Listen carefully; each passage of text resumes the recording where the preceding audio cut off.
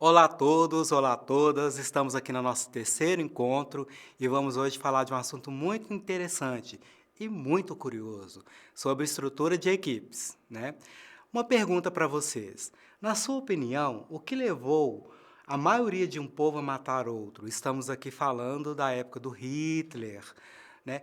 Vamos imaginar, será que o Hitler sozinho, né, conseguiu matar milhões e milhões de judeus? Será que o que que ele fez? O que que ele mexeu com a cabeça das pessoas para que fazer com que a maioria dos alemães também concordassem com essa atrocidade? Ou, às vezes, não só concordavam, também participaram dessa atrocidade. Lógico que nem foram todos os alemães, mas pela história, o que a história nos conta, a maioria dos alemães eram proativos, concordavam com essa atitude do Terceiro Reich e por aí vai, que a gente conhece na história. O que vocês acham? O que leva um povo a matar o outro? Você seria capaz de matar um amigo, ou um colega, ou mesmo um desconhecido? Você seria capaz? Será que eu seria capaz de fazer uma coisa dessa?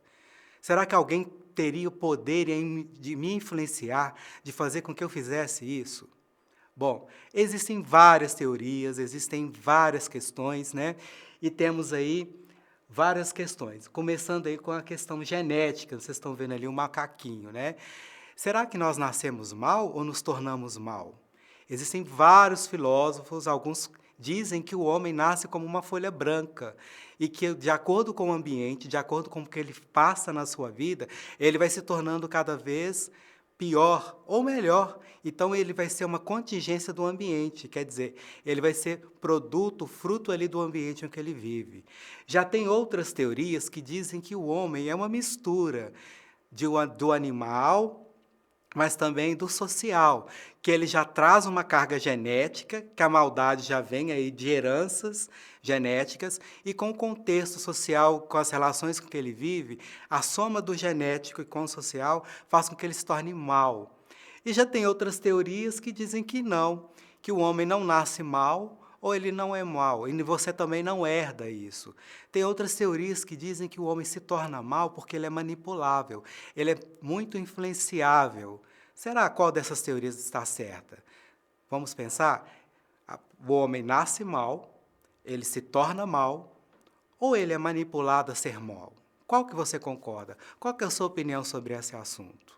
Bom, para isso foram feitos vários experimentos e várias formas, estudos e pesquisas para tentar responder a essa questão. Uma das pesquisas foi um experimento muito interessante. Vocês estão vendo aqui, é uma clínica de oftalmologia em que todos os pacientes, eles chegam, eles ficam parados, ficam sentados aguardando. E vocês estão vendo aqui no cantinho, tem uma mulher de roupa lilás ou roxa, não sei, é uma japonesa, né? Está ali sentada vendo o seu jornal. E o que acontece? Bate um sino. Quando bate um sino, todo mundo levanta. Ela acha aquilo estranho. Lógico que ali todos são atores, ela está ali para participar do experimento. Todo mundo levanta. No primeiro momento, ela olha para todo mundo levantando, acha aquilo muito estranho e fica na dela. Aí toca o sino novamente, todo mundo levanta, e aí ela fica meio sem saber o que fazer com aquela situação toda, acha aquilo muito ridículo e não levanta. Na terceira vez, quando todo mundo ela levanta.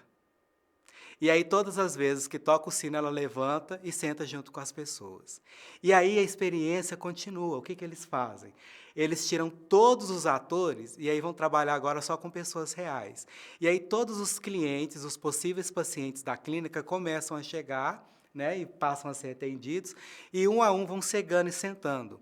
Aí chega um primeiro paciente, quando toca o sino, o que que vocês acham? Agora ela está sozinha, com um estranho. Será que ela levanta ou ela não levanta? Qual que é a opinião de vocês?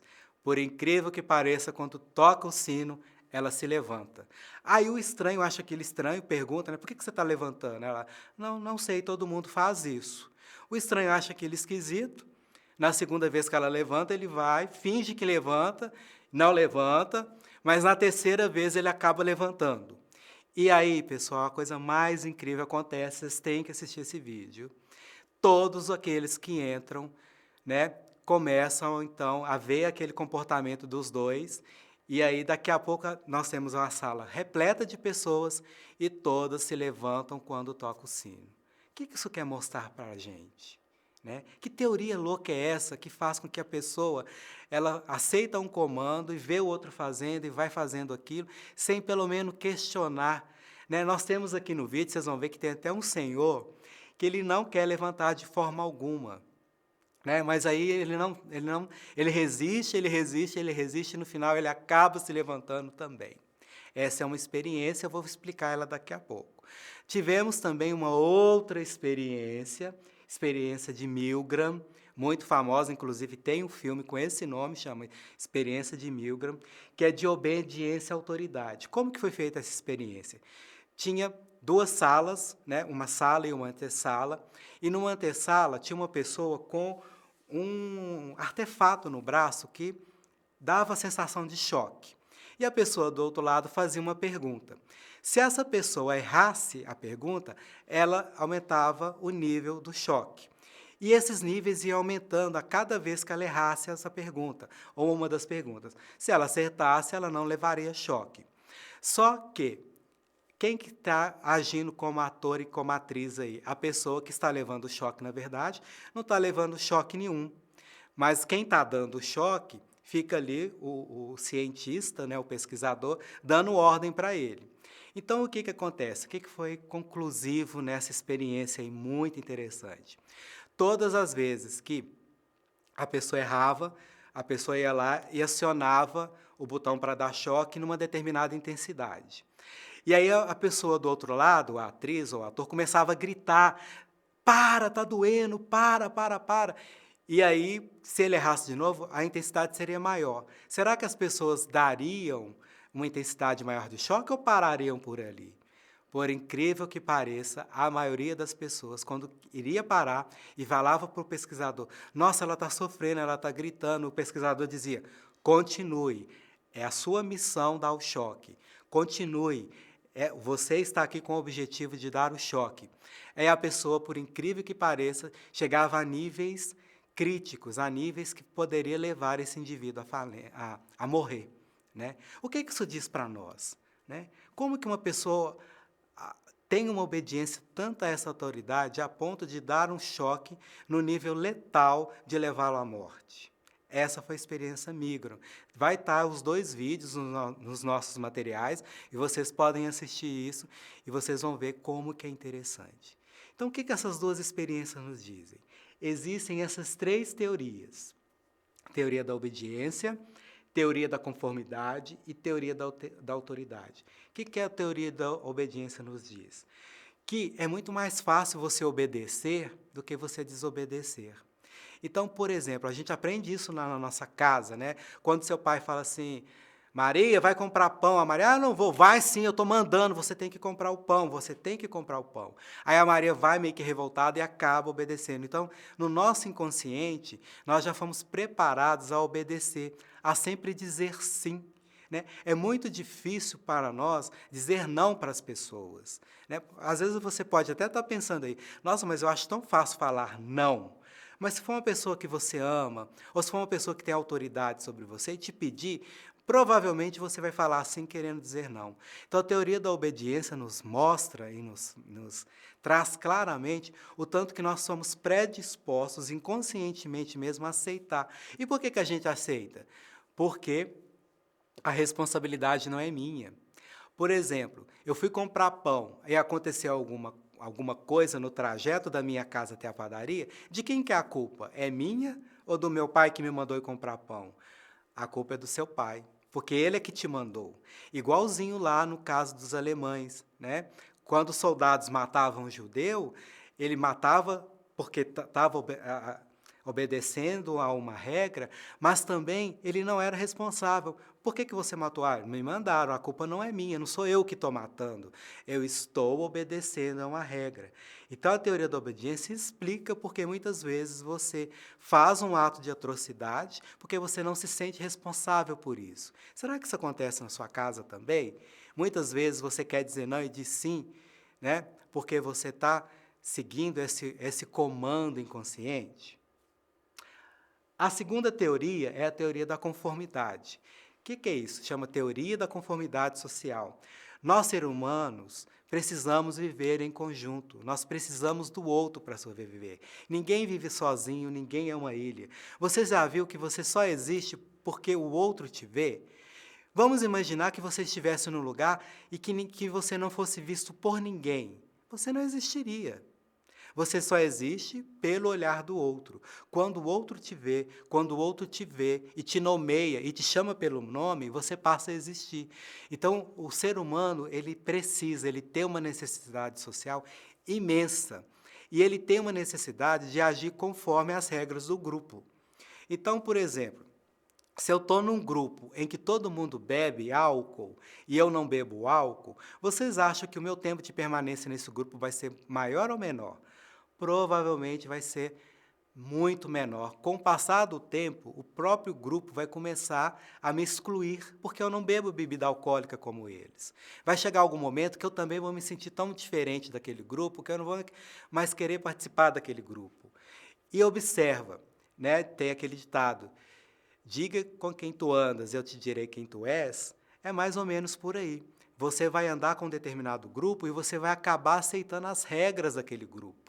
Para você tem que, porque você quer ser aceito, você quer ser amado por aquelas pessoas. Então você vai acabar aceitando as regras sociais daquele grupo. Isso acontece demais, né? E a outra teoria é a teoria da autoridade. O que essa teoria nos diz, né? Volta lá na teoria da obediência. Eu não sou responsável, me mandaram fazer isso. Então, principalmente o brasileiro, nós temos uma certa síndrome de medo da autoridade. A gente não enfrenta a autoridade. Isso vem lá da época do Brasil colônia, dos coronéis que eles mandavam e desmandavam. Então, a sociedade brasileira, ela é muito submissa, ela aceita as coisas com muita facilidade.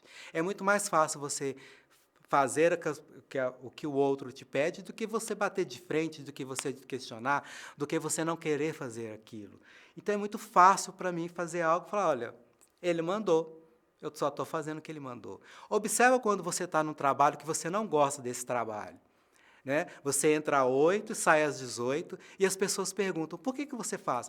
Ah, eu faço só o que me manda, eu só estou atrás do meu salário. Me deu o meu pagamento, eu não quero nem saber. Se mandar pegar água, eu pego, se mandar fazer isso, eu faço, porque você tem medo. E nós, brasileiros, temos medos da autoridade. Uma outra pesquisa muito interessante que foi feita, né? Eles pegaram uma comunidade muito pobre, e colocaram um shopping center ali, né? Um shopping center. O que vocês acham que a comunidade fez? A comunidade iria até o shopping ou a comunidade não iria até o shopping? No primeiro momento, a maioria das pessoas evitava ir no shopping center. Até que um decidiu entrar. Quando ele entrou, ele percebeu que estava de chinelo, com o cabelo mal feito, e começou a ficar com vergonha. Ia até as lojas e tinha vergonha de perguntar o preço das coisas, tinha medo da autoridade da dona da loja, até mesmo da vendedora, por quê? A vendedora estava bem vestida, estava de salto alto, e por aí vai. As pessoas tinham vergonha. Com o passar do tempo, o que aconteceu naquela comunidade? As pessoas passaram a não usar mais chinelos, a própria comunidade, a não usar mais chinelo, a usar roupas um pouco mais sofisticadas, a mudar a forma do cabelo. Então, as pessoas com medo da autoridade que tinha os lojistas, as vendedoras bem vestidas, eles começaram a mudar a eles mesmos, a forma de vestir, a forma de pensar, a forma de agir. E daqui a pouco, todo aquele bairro houve um certo desenvolvimento, mas não um desenvolvimento social, cultural, um desenvolvimento forçado, porque as pessoas deixaram de ser elas mesmas para se adequar à realidade do shopping center. Isso tudo com medo da autoridade que estava ali presente, né? Então, essas três questões, vamos voltar lá na nossa figura inicial, né? Elas mostram para a gente por que será e o que levou um povo, a maioria de um povo, a matar outro? Por essas três teorias, da obediência, da autoridade e da conformidade social. E aí, qual dessas três teorias responde melhor? O homem nasce mal, ele se torna mal, ou ele é manipulado a agir de forma má? Então, as três teorias nos falam, nos mostram que o homem nem nasce mal, nem se torna mal naturalmente. ele é manipulado a agir com maldade, porque na sua essência o homem não é bom e nem mau. Agora vamos voltar aqui um pouquinho para falar sobre as regras do grupo. Vamos falar um pouquinho sobre essa questão da conformidade social, né? Fica aqui uma indicação muito legal de um filme que é baseado numa experiência real, né, numa vivência real, é de um professor que dava aula sobre liberdade, democracia, e aí ele foi convidado a dar aula de autocracia, de autoridade. Ele achou aquilo um absurdo, e ele foi dar essa aula, então, porque ele precisava ganhar o dinheiro, e aí ele propôs uma experiência na sala de aula, que era que aquela sala se tornasse uma sala unida. Então, que tivesse um uniforme, que tivesse um símbolo, que é o símbolo da onda, que as pessoas ali passassem a vestir da mesma forma, a agir da mesma forma. Então, eles criaram várias regras sociais. E teve um ou dois alunos que não quiseram participar, entrar dentro do grupo, eles foram excluídos. E aí vocês têm que assistir o filme, eu não vou dar nenhum spoiler do que acontece aí, vocês vão ver como que acontece a questão da conformidade social, a ponto de levar todos os indivíduos ali, daquela sala, em pleno século XX, né? E é um filme alemão também, né? A levar aquela sala a se comportar como se fossem os alemães na Segunda Guerra Mundial, né? A excluir, a maltratar, a julgar o próximo. E tem um incidente muito forte no final do filme, que mostra como que um grupo de alunos universitários foram levados, então, à violência, como a experiência do professor. E mesmo no final, ele falando que era uma experiência, que nada daquilo aconteceu, era real, né? Alguns alunos ainda acreditavam na onda, que a onda existia, que o movimento era real, que aquilo ali resolvia a vida de todo mundo, mas por quê? Porque aquilo ali trazia respostas para eles, né? Bom, então, aqui. Então, o que é a estrutura do grupo? Um grupo ele é feito de normas, de padrões aceitáveis de comportamento que são compartilhados por todos os membros do grupo. E existem 4 tipos de normas, que nós vamos falar dessas 4 normas. Normas de desempenho, normas de aparência, normas de organização social e normas de alocação de recursos. O que é a norma de desempenho? Né? Se você faz parte de um grupo e esse grupo ele tem um determinado desempenho, se você não tem o mesmo desempenho, você fica para trás. Vamos imaginar que você joga peteca e você não tem o mesmo desempenho de seus colegas. Ou você se esforça para ter o mesmo desempenho, ou você deixa de participar daquele grupo, né? Normas de aparência. Gente, normas de aparência é o que mais temos hoje. Olha na mídia. As mulheres, por exemplo, né, elas vivem numa ditadura. A maioria tem que ter cabelo liso, tem que ser magra, tem que ser esbelta. É uma ditadura. Então, dependendo do grupo que a mulher faz parte, ela é obrigada. Vocês podem observar, em determinados cursos, as mulheres que cursam, por exemplo, direito. Daqui um pouco, todas elas estão de terninho, de cabelo escovado, de óculos. As mulheres que cursam, por exemplo, história, daqui a pouco todas estão vestindo de forma mais leve, mais libertárias, mais reivindicatórias. Então, dependendo do grupo que você vai haver, tem as normas de aparência, você vai agir de acordo com a aparência daquele grupo, né? Temos as normas aí de organização social, como que se organiza a empresa, como se organiza uma vida também. E temos a norma de alocação de recursos, né? Que são normas que vêm da legislação da empresa, que deve-se trabalhar assim, tem que usar uniforme, tem que bater ponto, tem que usar aquilo. Então, todas essas normas, essas estruturas, é que vão mostrar como que um grupo vai funcionar. E por que, então, que a gente vai agir de acordo com o grupo? Porque cada um de nós, cada um de vocês, busca alguma coisa nesse grupo.